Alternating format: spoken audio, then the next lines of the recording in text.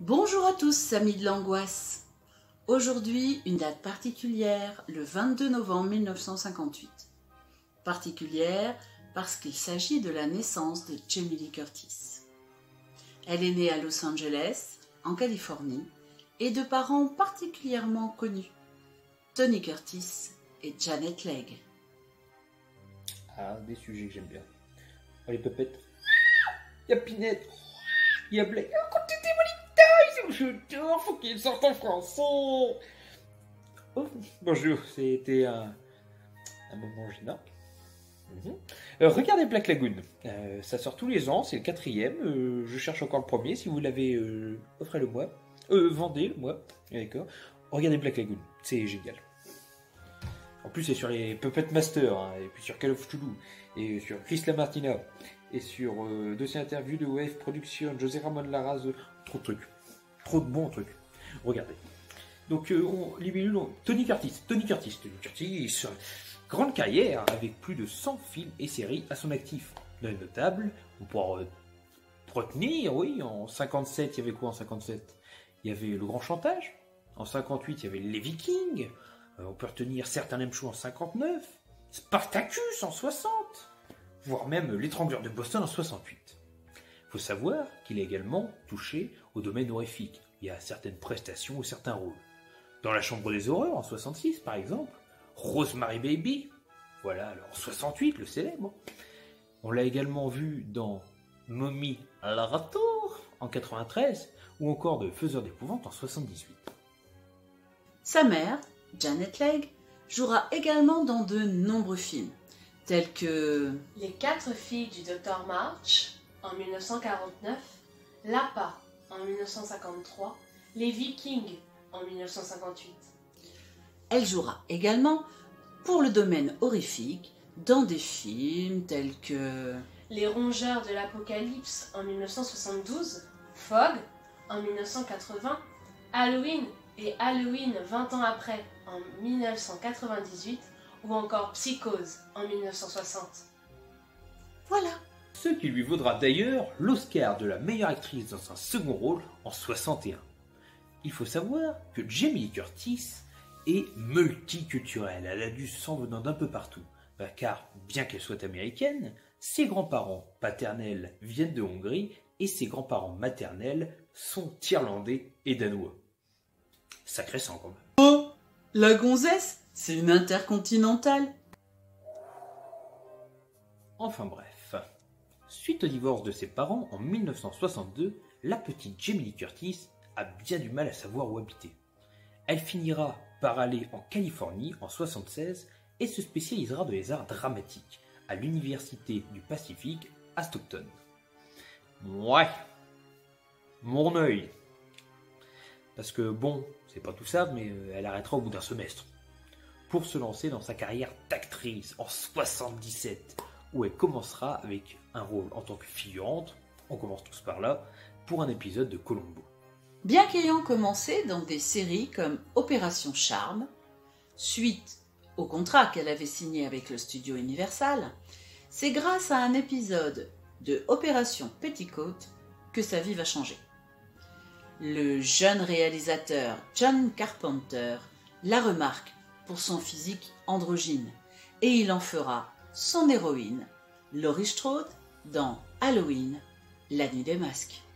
Suite à cette expérience réussie, lui ayant beaucoup plu, elle décidera de se tourner vers les films d'horreur. Elle retrouvera ainsi en 1980 John Carpenter pour le film Fog, qui fut un succès au box-office. D'ailleurs, cette même année, elle tournera 2 films non négligeables de cinéma d'horreur, à savoir Le Bal de l'horreur et Terror Train. Ce qui va carrément la glorifier, ça va devenir une scream queen, une vraie, une véridique, officiellement the best, the woman, the mayor of the world. D'ailleurs, Terror Train, c'est quand même le film qui lui permettra d'avoir sa première nomination au Saturn Award. Et ça, c'est pareil. Oh. Effrayée, après Halloween 2 en 1981, de devoir garder cette étiquette horreur, elle refusera toutes les propositions de films d'horreur qui lui seront faites. Elle ira jusqu'à refuser le rôle de Laurie Strode dans Halloween 4, le retour de Michael Myers. Elle préférera se tourner vers le drame avec le film Perfect en 1985 aux côtés de John Travolta. Bien qu'il n'ait pas eu un franc succès, cela lui vaudra un Jupiter Award. Elle jouera également dans la comédie Un fauteuil pour deux en 1983, film qui offrait quand même en tête d'affiche Dan Aykroyd et Eddie Murphy. Il faut savoir que sa prestation a tellement plu qu'elle a gagné le BAFTA Award de la meilleure actrice dans un second rôle. The Woman of the Year. Ou encore en 1988, dans Un poisson nommé Vanda, où son rôle de séduisante cambrioleuse lui vaudra la citation au Golden Globe. À retenir également qu'elle jouera entre 89 et 92 dans la série télévisée comique Anything But Love. Série quand même qui eut des critiques très élogieuses et qui lui permettra également de remporter un Golden Globe. On n'est plus une récompense près, sur l'étagère avec tout ce qu'elle va gagner. En 1994, elle aura son dernier grand succès critique commercial à tous les niveaux en interprétant le premier rôle féminin dans le film True Lies de James Cameron aux côtés de Arnold Schwarzenegger. Donc, film qui est un remake de la comédie française La Totale de Claude Zidi. Elle empochera un Golden Globe et beaucoup d'autres nominations comme la meilleure actrice dans un second rôle pour le blockbuster Entertainment Health Award, meilleure actrice dans un film d'action. Trop de choses. Vous avez compris l'idée. Passons au jeu. Elle ne confirmera malheureusement pas par la suite. Et en 1998, elle reviendra vers la franchise Halloween et y campera pour la 3e fois son rôle dans Halloween. 20 ans après, il revient. Et ce sera un succès. Elle sera malgré tout la tête d'affiche d'un téléfilm dramatique encensé par la critique, Un cœur pour la vie, qui lui permettra d'être nommée au Primetime Emmy Award. En 1999, on pourra la voir dans le thriller de SF Virus, et qui a fait un flop commercial et critique. Donc non. En 2000, on pourra la voir quand même dans le casting de Qui a tué Mona. Il est passé inaperçu le film. Donc non. En 2001, on pourra la voir dans Le Tailleur de Panama, qui a eu un réel petit succès aux côtés quand même de Pierce Brosnan et Geoffrey Rush. Là, c'est mieux déjà. C'est un peu mieux. Elle reprendra le rôle de Laurie Strode en 2002 dans Halloween Résurrection, mais le film ne fait pas un succès et la critique y déclencha toutes ses foudres. En 2003, elle fit un coup d'éclat dans le rôle d'une adolescente, dans le corps de sa mère, dans la comédie fantastique Freak Friday, dans la peau de ma mère, qu'elle jouait auprès de Lindsay Lohan. Ce film lui valut d'être nommée au Golden Globe et au Saturn Award dans le rôle de la meilleure actrice de film musical ou de comédie. Elle restera d'ailleurs dans le même thème en jouant dans Un Noël de folie aux côtés de Tim Allen ou encore dans Le Chihuahua de Beverly Hills en 2008. Le Chihuahua de Beverly Hills. J'ai jamais vu les films. Mort juste le titre. Ah, elles sont loin les grandes époques d'Halloween, Fogg et compagnie. Mais elle n'avait pas déclaré se retirer des plateaux pour se consacrer à sa famille en 2006. Disons qu'à partir des années 2010, elle s'orientera de façon significative vers les séries TV. C'est pour ça, justement, qu'on la retrouvera notamment dans NCIS Enquête Spéciale, où elle interprétera le rôle du docteur Samantha, qui, dans 5 épisodes, on la verra, elle sera l'épouse de Mark Hammond, excusez-moi, à savoir Gibbs, acteur qui jouait déjà son époux 10 ans auparavant dans Freaky Friday. Il y a un truc entre les deux, là, je suis sûr ils vont finir ensemble s'ils ne le sont pas déjà. On nous cache des choses.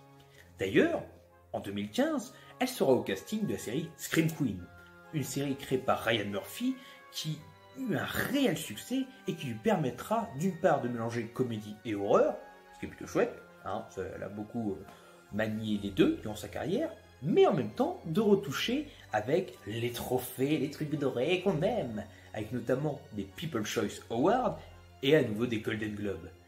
Malheureusement, comme toute belle chose, la série s'arrêta au bout de 2 saisons. De toute façon, c'est toujours comme ça. C'est au moment où tu réussis, on te le casse dans l'œuf. J'en ai marre. Ce retour médiatique lui permettra de réapparaître dans des films comme The Page de Joe Chappelle ou Psychosis de John Sauvage. Mais surtout, cela lui permettra de revenir vers la saga Halloween pour ses 40 ans et de reprendre le rôle de Laurie Strode dans le Halloween de 2017. Le film sera un carton et elle sera nommée au Saturn Award pour la meilleure actrice. Elle jouera également dans le surprenant film À couteau tiré, qui obtiendra un succès critique et commercial. En 1998, Jamie Lee Curtis a obtenu son étoile sur Hollywood Boulevard, sur le Walk of Fame, qui remerciera toute sa contribution dans le divertissement audiovisuel, cinématographique, pour le 7e art. Merci Jamie Lee. Elle sera en 1999 élue femme de l'année par la prestigieuse organisation théâtrale Hasty Pudding Theatrical. Je suis désolée pour la prononciation. Elle est également la sœur de Kelly Curtis, une actrice qu'on retrouvera en 83 dans Fauteuil pour deux également, mais aussi de la série Equalizer, et surtout pour avoir tenu le rôle principal dans le film La Secte de Michel Soavi. Jamie Lee Curtis a développé une série télé qui la plaçait à la tête d'une famille qui travaille dans les pompes funèbres. Elle s'est beaucoup investie dans l'écriture et la production de cette sitcom intitulée Quality of Life. Jamie Lee Curtis est une très grande fan de Street Fighter, si bien qu'elle participera au plus grand tournoi Ultra Street Fighter 4 en 2015, déguisée en Vega, le masque lui permettant de ne pas être connue. Elle apprécia tellement son expérience qu'elle recommencera à la Comic Con, cette fois-ci en tant que joueuse de World of Warcraft. Jamie Lee a épousé son mari, l'acteur Christopher Geist, le 18 décembre 1984. Et elle est devenue Lady Arden Geist à la mort de son mari. Ils ont adopté 2 enfants, Annie et Thomas, et elle est également la marraine de l'acteur dont je n'arrive jamais à prononcer le nom, excusez-moi, Jake Gyllenhaal. Ouais, je sais pas qui c'est du coup, mais je vais vous le marquer là. D'accord? Il faut savoir que c'est une amie proche de Sigourney Weaver, et malgré tout, elle a jamais regardé les films aliens. Jamais. Pas qu'elle n'aime pas, juste par peur. Why not? Nous avons tous des frayeurs refoulées. Jamie Lee Curtis se consacre à beaucoup d'œuvres caritatives. En 2020, Jamie Lee passe à la réalisation de son tout premier film long métrage. C'est un film d'horreur et il s'intitule Mother Nature.